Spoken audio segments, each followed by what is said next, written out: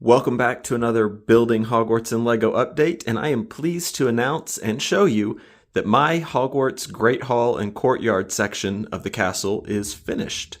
So I'm going to start by showing you what has changed since the previous update, and then I will take you around the castle and give you the full tour in case you're new here, and then finally we will talk about what is next and future expansion plans. So let's go ahead and get into it. Since the last update, I have been able to add the roof section, all the windows along the roofs, and this center tower. Now, looking at this, the center tower isn't perfect. It still has some gaps in here, and I can close those up. These are on hinge plates on a system inside the roof section here. The only problem is that every time I go to close them in, like the ones on the opposite side will start falling off, and it's kind of fragile on the roof turret. And so this may change at some point in the future once I'm able to figure out a better design. And see, if you look at it from different angles, it looks a little bit better than some other ones. But I tried to capture it as best I could because this center tower is supposed to be taller than the other ones that you see here. And so I wanted to capture that. And the towers all start roughly at the same level, and the center tower is shorter, but the roof turret actually makes that a little bit taller. Now, as far as the actual tower goes, it's pretty intricate because, as it turns out, building an octagonal shape in LEGO is really difficult. And honestly, this would not have been possible probably a year ago for me. What I did is several months ago, they came out with the Lord of the Rings Rivendell set, and there is a half of an octagonal tower in there. They place statues all around, and I don't actually have the set, but what I did is I downloaded the instructions once I'd seen the build in the store, and I knew exactly that's what I needed for the center tower. And so I downloaded the instructions, and then I learned how to make this, and then I completed the other side. And basically what it is on the four opposite sides you see here are just all bricks, and that allowed me to incorporate some little arches to get the windows right. But then the other sides, this is a series of brackets with bricks and plates sandwiched in between. And then the brackets allow you to put these little, they're not cheese slopes, they're like the little pyramid slopes. Sorry, you can hear my dog in the floor moaning. She's not happy with me. But these little pyramid slopes on either side, which allows a really tight connection with the other sections. And so if you're curious how this is built, just download the instructions for the Rivendell set, and you can see how the LEGO designers did that. The roof is all just plates. I opted to go for a plate roof because it's cheaper. Number one. And then number two, I know a lot of people use slopes to make up the roof. And while that looks really good, I think, and I even tried it myself, the main problem with that is that since I'm going for 100% accuracy, not all of the roof angles are the same in Hogwarts Castle. And we will be building the rest of the castle as well. And so I wanted to do plates because that will allow me to do customizable heights, but more importantly, customizable angles. I'm not stuck with the three different angled slopes that LEGO produces. I can make a roof with any angle and any slope. And so that's the main reason I opted to go with plates. And then these windows are really simple. They are just stuck onto the plate roof with a hinge plate and a 1x2 hinge topper. And then I can, you can bend these in any angle that you wish. And I just put all the roof windows up there. Now, the two end towers were here on the previous update, so I won't go too much into those, but we will go around to the other side, and you can see what it looks like from the opposite side. I added the chimney because the fireplace is right here in this section that has no window on the inside, and so the chimney comes out. I couldn't get really good close-up pictures of the chimney. They were all kind of blurry and far away, so I just kind of had to imagine what the chimney would look like, but that's what I came up with. It's pretty simple. And then you may be wondering why there are only 2 rows of windows here, and then there are 3 rows on the opposite side. It's because of all the reference photos I had, it appears that this bottom row of windows is missing. And the only thing I can come up with is because right here there's a hallway that leads to the grand staircase tower, and there will be a roof that comes up like this and intersects with this roof here. And that would be right where one of the windows is. And so I think the original set designers left this bottom row of windows out in order to accommodate this roof and not have it look funny. So, since we're going for accuracy, I left off the bottom row of windows. My OCD hates it, but, you know, that's just the situation that we live with. So that's what's changed since the last update. And now I'm going to take you around the castle and just basically show it off and show you some of the more complicated design techniques and exactly how I built this thing. So most of it is just simple bricks. These windows are all custom, and basically what it is it's just 1x plates sandwiched with a whole bunch of 1x1 trans clear plates. And that allowed me to capture the look of the windows slightly better than using the pre-molded, pre-formed like 2x2 window frames that Lego comes up with. And so I opted to go with those.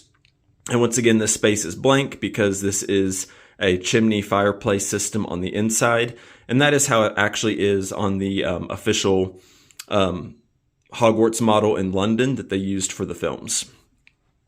This looks a bit of a mess, but it's because since I'm making this thing modular so one day I can move it if I need to, there will be a hallway, a continuation of this hallway here. And so that's why it's open. It was the most natural spot to split the castle. So yeah, this is open and there's no roof on it. But as the castle expands, this will disappear and it won't look quite so awkward. Yeah, it just looks kind of strange. And if you notice, there's like actually a big gap. So this is where the section for the Great Hall splits off from the courtyard section. And it actually lines up perfectly, much to my dismay. But the fact that there is a gap there, my table cannot accommodate the weight of this thing.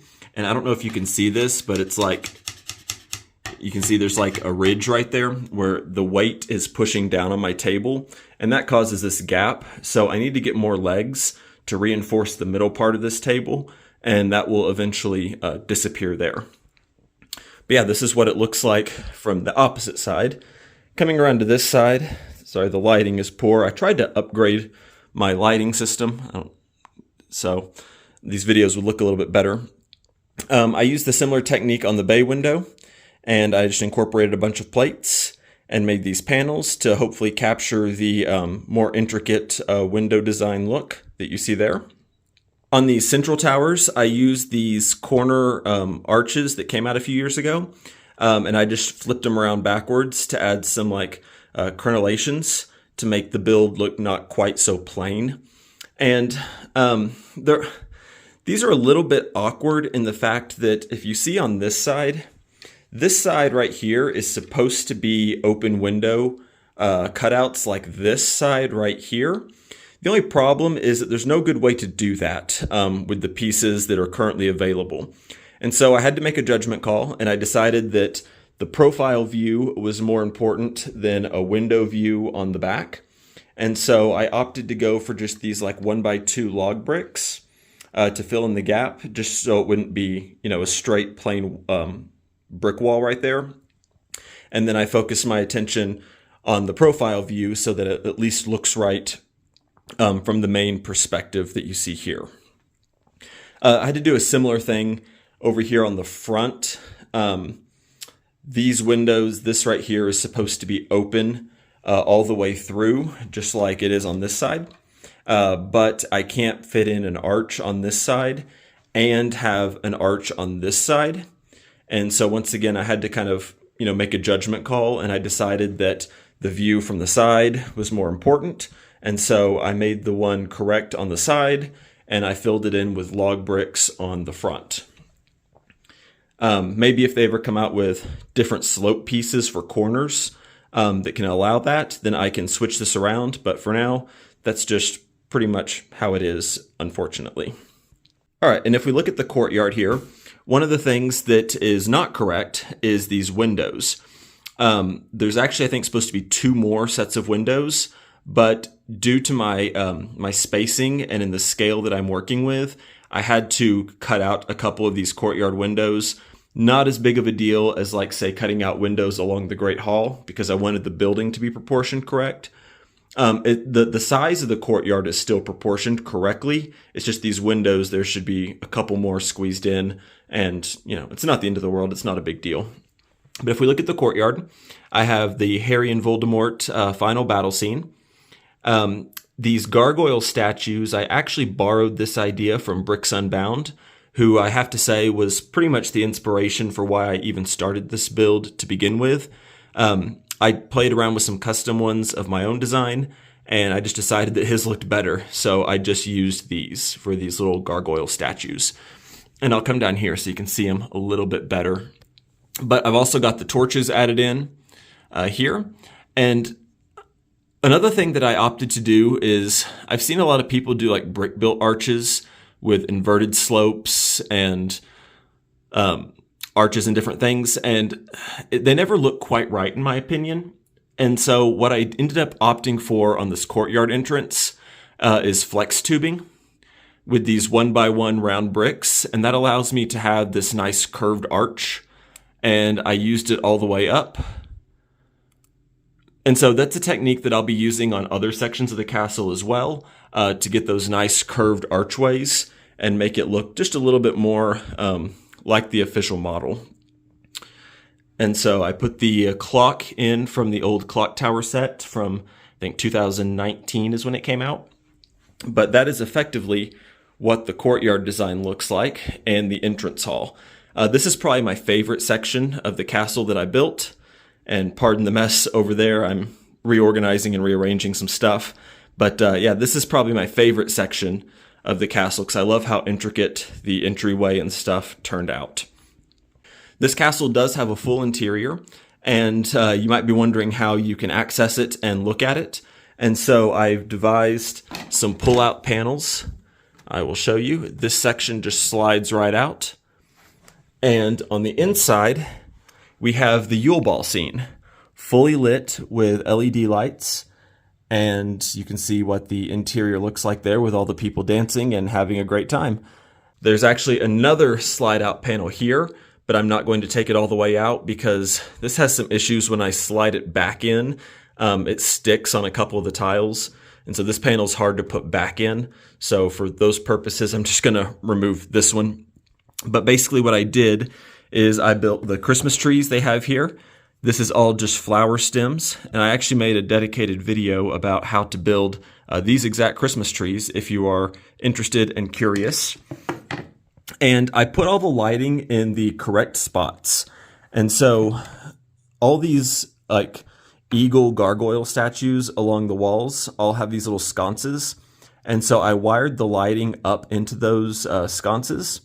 And then I also wired the fireplace here, and I used a flicker board to show it's supposed to create a more realistic fire effect with like randomized flickers, and I think it recreates it pretty well. So I'm really pleased with how that turned out. But overall, I just tried to make it as wintry feeling as possible while following the images that I had from the films. The tables with the like big ice sculptures and stuff on them, and then I made some chocolate fountains with lots of desserts and stuff around them. Please ignore the bald guy here. This is Igor Karkaroff, and I had to do a custom fig for his Yule Ball outfit, and I don't have the hairpiece yet for him. So when I get that, he will have hair eventually. But that's what the interior of the castle looks like. I opted to go for the Yule Ball scene because I hadn't seen anyone do it in a large scale. Most people just put in, all the tables lengthwise and the staff table. And basically what happens is everyone who does one of these large scale Great Hall mocks, they all end up looking pretty identical. And so I wanted to set mine apart. And you can see the light coming through those windows there pretty well. I think it using the 1x1 transplates, I think, was a really good technique. Back over here, there is a Yule Ball guest who got buried under a snowdrift.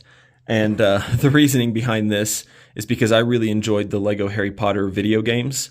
And part of each level was you had to rescue a student in peril. And so in different areas of my castle, I'm incorporating students in peril as just a throwback to that video game that I really enjoyed.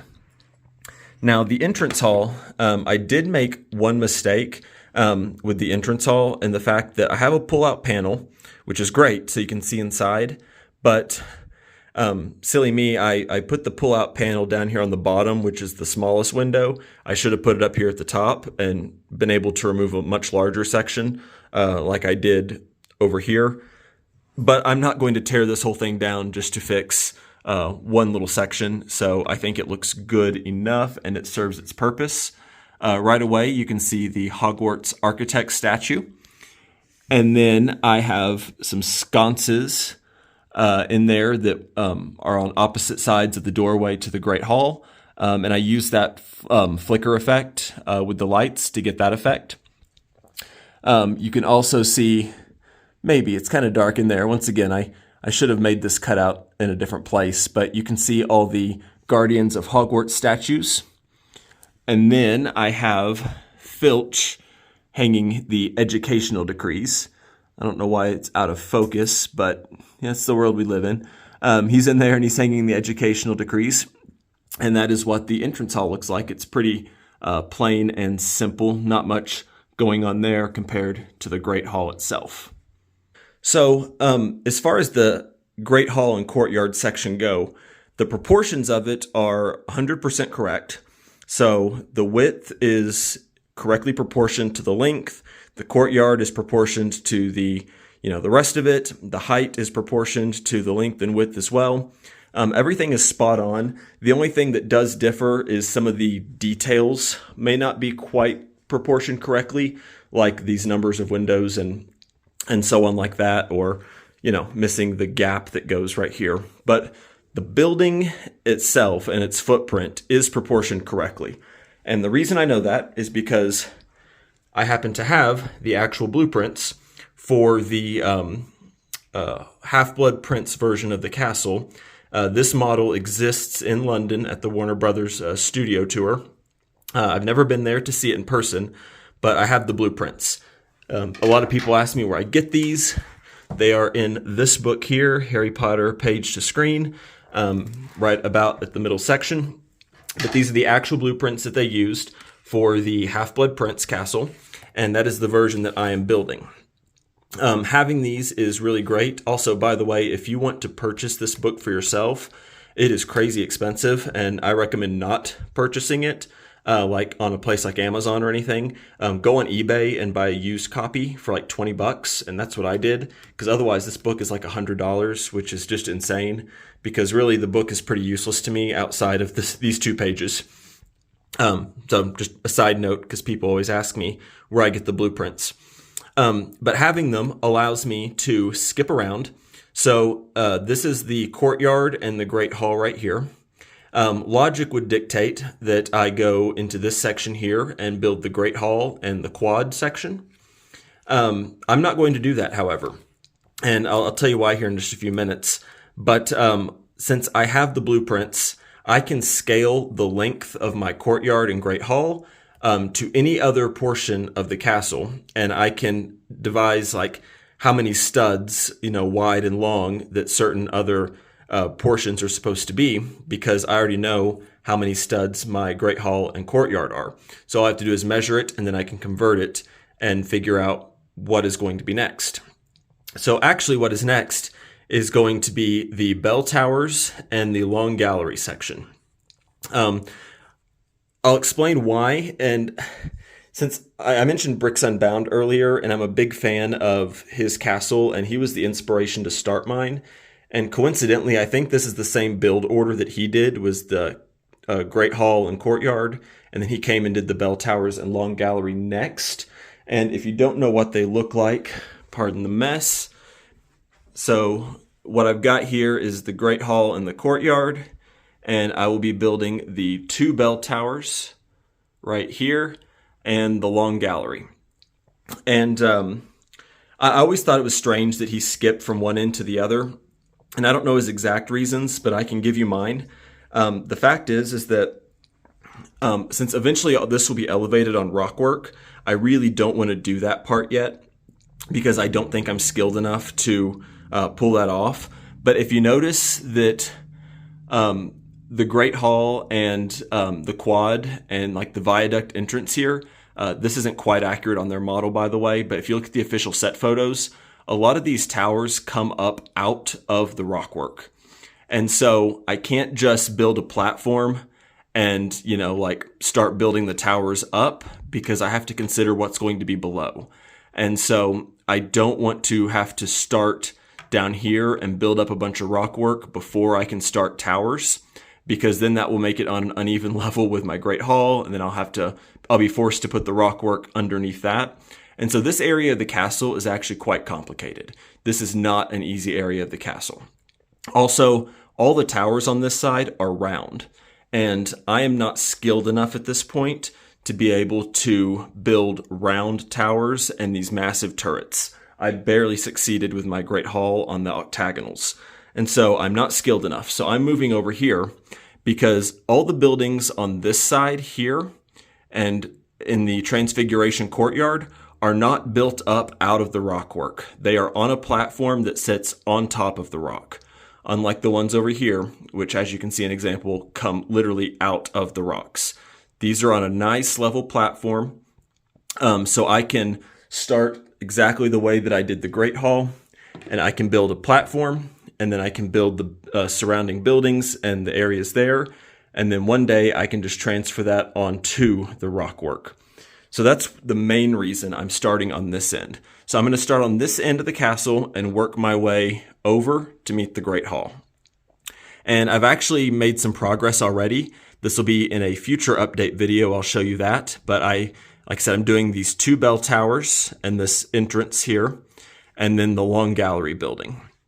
So footprint wise, it's going to be close to the same proportions as what I have here. The long gallery is not quite as tall as the Great Hall. It will come up to about this level, I believe, the roof line. And then there's a couple towers similar to the Great Hall up on top, but it will be a little bit shorter. However, the bell towers on the end, they should get close to reaching the ceiling. They should be about twice the height of the Great Hall and towers. So that's going to be a fun challenge, trying to figure out how to build something so tall. I've never done that before, but I'm excited to give it a try, and I'm excited to show you guys what I've already started on that project in the next Hogwarts update. But if you want to see how I got to the point where I am, go ahead and click this video here, and you can watch the playlist showing you all the progress and updates to get to this point. Thanks for watching, guys, and I will see you next time.